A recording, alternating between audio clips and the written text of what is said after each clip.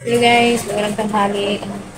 Welcome po sa aking channel. So, kumusta po kayo? Kumusta ang sobrang init ng panahon ngayon guys? Sobrang ah, masakit sa ulo na hindi mo maintindihan. Pero salamat pa rin kasi meron pa rin kunting hangin na gumagalaw na nakakatulong. So, ayun, ah, okay na sa mabuting sitwasyon po ang lahat na nakakatlang people.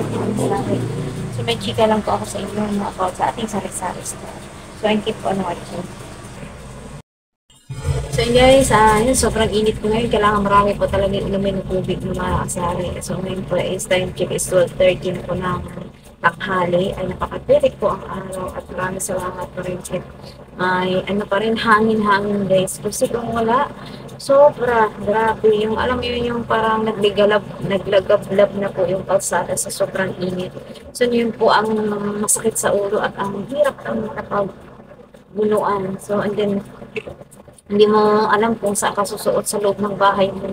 Sobrang init at yung electric fan ay napakainit ng singaw, wala kang lulusutan. Kaya kung maaari, yun, mas maganda pag umupo ano lang sa lapag o sa sahig, semento, kasi mas malamig pa. So sa pader naman na, yung katulad din sa mga pader na sa gilid natin, no? Grabe kong init din dyan, mga kasari, na pag sumandal ka dyan, ay talaga naman, ah, talagang nanunuot yung init. So, anyway guys, yun po, sobrang hindi po mapiro lang na po ngayon, May 1 na po. So, kailangan po talaga na hindi tayo lalabas ng kahit maaga pa mga 7:30, talagang ramdam mo na yung init na nanunuot sa iyong balat pag lumabas ka, na may titigil ka lang. So, kaya kailangan manatili na lang sa loob ng bahay. No? Kaya sa aking tindahan, kunti na yung mga pupunta dito mga bandang sa alas 8 yan. Wala nang gaanong nabili. Meron man yung pailan-ilan. So, ayun, maganda sa atin yung yellow. Kahapon naubos yung ice ko sa aking sa aking rep. At kagabi nagawa din ako agad. Kaso, hindi pa nag-yellow. So, madalas po ang mga bumibili ngayon ay yung bandang hapon na, gabi, no? Galing sa laro sa trabaho, galing sa labas, yun. Dahil kasi walang pasok, hindi ko po alam, tahimik lang naman po dito sa amin. Pag may pasok o wala, kagabi mayroon pong marami pong bumili kasi may nag-inuman po dito sa aming kapitbahay. So, yun po yung hanap nila. Yun. So, regarding po sa aking sari-sari store, kailan daw po kami lilipat, saan kami lilipat, madalas na tanong. So, sabi niya, bakit ko pa sinasabi no? Eh, ganun din naman. Malalaman niya din naman po.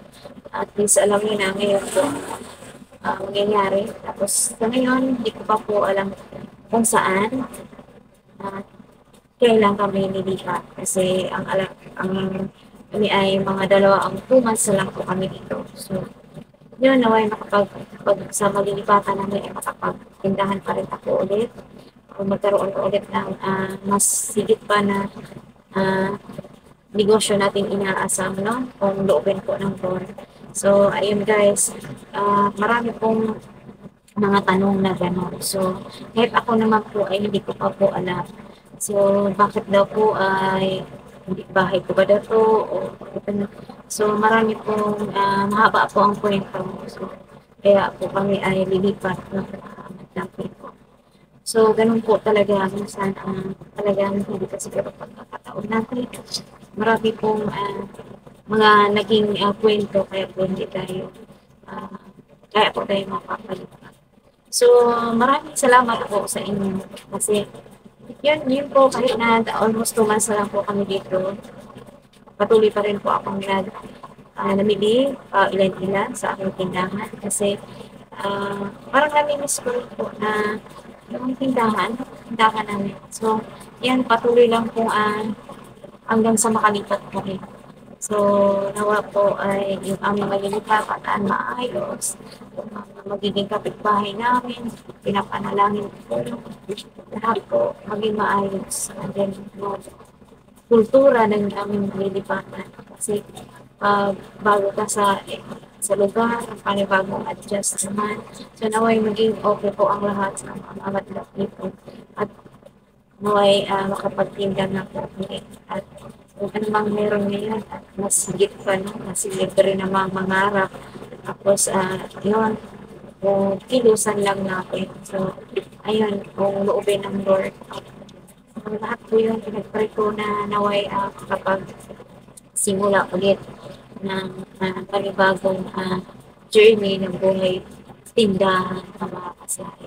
So maraming salamat po. So patuloy pa rin siguro po ako mag-vlog.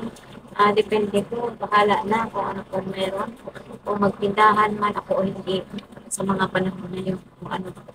So maraming salamat po sa mga nakilala ko dito sa So sa ngayon, focus muna ako sa tindahan dito. Tapos may mga konti pong pag paninda na wala, yung binibili ko, yung kahit pa ilan-ilan lang. At least meron lang po ako ibigay sa customer. So, yan po lang guys ang ating uh, may share ko po sa inyo. So, maraming salamat po. Nawa po si Presi Cardenio. Nawa din po ay wala po na din po ang inyong tindahan. So, maraming salamat po sa mga nakilala ko dito sa pag-video. Thank you so much. Thank you guys. So, hanggang sa muli guys, maraming salamat po. Yun na po ang share ko na hindi ko pa alam kung makapagtindahan, kailan ko nililipat o ano pa na. So, abangan na lang po natin ang ating journey. Okay, sige guys, maraming salamat. Hanggang sa muli. Share my next one. Guys. Bye. Thank you so much for watching guys.